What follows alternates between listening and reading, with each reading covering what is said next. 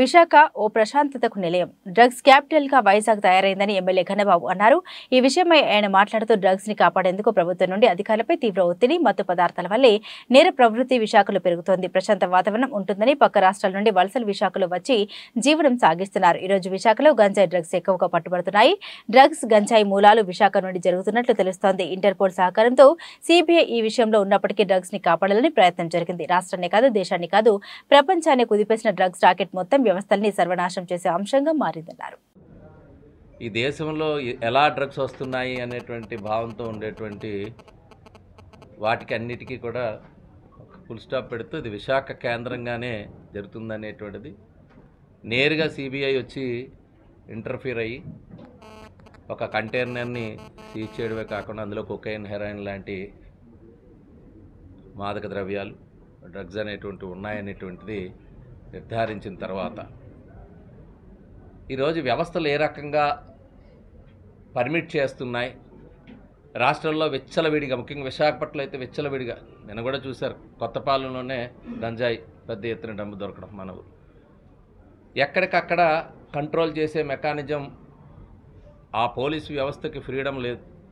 ప్రభుత్వ అజమాయిషిలో కనుసన్నలో నడుస్తుందనేటువంటిది నిదర్శనం దేశంలో ఎక్కడా లేని విధంగా ఆంధ్ర రాష్ట్రంలోనే, అందులో ముఖ్యంగా మన విశాఖపట్నం లాంటి పోర్ట్ సిటీలో బయట దేశాల నుంచి వచ్చేటువంటి మార్గాలు ఉన్నాయి కాబట్టి అవి అవకాశంగా తీసుకొని మన రాష్ట్రంలోకి ప్రవేశించడమే కాకుండా అది విశాఖ నుంచే ఈ మూలాలు అనేటువంటివి ఏర్పడడం చాలా బాధాకరం. ముఖ్యంగా తల్లిదండ్రులు కానీ పేరెంట్స్ అందరూ కూడా ఒకసారి ఆలోచన చెయ్యాలి, చాలా జాగ్రత్త వహించాలి. ఒక్కసారి ఎడిక్ట్ అయిన తర్వాత వాళ్ళని మళ్ళా మానిపించడానికి చేసేటువంటి అనేక ఇబ్బందులు, యువతకి ఇంత ప్రమాదకరమైనటువంటి డ్రగ్స్ విచ్చలవిడిగా ఇన్ని కేజీలు, ఇన్ని టన్నుల రూపంలో రాష్ట్రంలోకి వస్తుందని అంటే, ముఖ్యంగా విశాఖ మీదుగా అది వెళ్తుందని అంటే, దీన్ని బట్టి మనం అందరం కూడా చూసుకోవాలి. ఈరోజు ప్రభుత్వం చేసేటువంటి అంటే కేవలం ఒక ఆదాయాన్ని, రాష్ట్ర భవిష్యత్తుని, యువత భవిష్యత్తుని, ఇక్కడ ఉండేటువంటి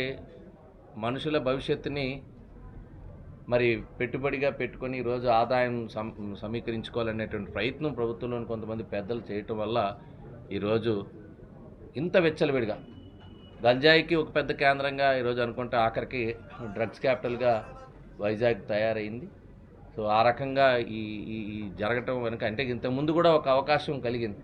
ఎప్పుడైతే ముద్రాపోర్ట్ నుంచి నేరుగా ఒక శాసనసభ్యునికి ఉన్నప్పుడు ఈరోజు దీనిలో కూడా ఈరోజు బ్రెజిల్ నుంచి రావటం, దానిలో భాగంగా ఇక్కడ కూడా దాన్ని నిలిపివేయటం, ఉండేటువంటి ఆ సహకారం అందించకపోవటం, వాళ్ళు నేరుగా వాళ్ళు క్లిప్పింగ్స్లో కూడా వాళ్ళు ఇచ్చినటువంటి ఎఫ్ఐఆర్ రిపోర్ట్లో కూడా రాయటం జరిగింది. దీన్ని ఓపెన్ చేయడానికి కూడా వెంటనే అది వర్షం పడే అవకాశం ఉంది, స్టాక్ పాడైపోతుంది అనేటువంటి విధంగా వాళ్ళు రిస్ట్రిక్ట్ చేశారంటేనే దీనిలో ఒక ప్రభుత్వం నుంచి ఎంత ఒత్తిడి వచ్చింది, దాన్ని కాపాడాలనేటువంటి ప్రయత్నం జరిగిందో మనం అందరం కూడా అర్థం చేసుకోవచ్చు. సో ఇట్లాంటి అంటే ఇంటర్పోల్ సహకారంతో సిబిఐ ఇన్వాల్వ్ అయినటువంటి ఇష్యూలో కూడా ఎక్కడో ఇది ఇంకా కాపాడాలి, దీన్ని ఆపాలి అనేటువంటి ప్రయత్నం జరిగినటువంటి వాస్తవాలు మనం అందరం ఒకసారి చూసుకుంటే ఒక్కసారిగా ఇది రాష్ట్రాన్ని కాదు, దేశాన్ని కాదు, ప్రపంచాన్ని కుదిపేసినటువంటి సంఘటన. ఒక ఇంత పెద్ద ఎత్తున పెద్ద బల్క్ క్వాంటిటీ మన విశాఖపట్నానికి చేరుకున్న ధరిమల. ఎందుకంటే ఇది ఒక వ్యవస్థను మొత్తం సర్వనాశనం చేసేటువంటి ఈ డ్రగ్స్కి సంబంధించినటువంటి అంశం. ఇంతకుముందులోనే మనం ఎప్పుడూ చెప్తూ ఉండేవాళ్ళం గంజాయి గురించి. ఈరోజు ఇవన్నీ మత్తు పదార్థాలకి బానిసలైనటువంటి వాళ్ళే నేర ప్రవృత్తి పెరిగిపోతూ ఉంది. దీనివల్ల విశాఖపట్నం ఒక ప్రశాంతతకి నిలయం.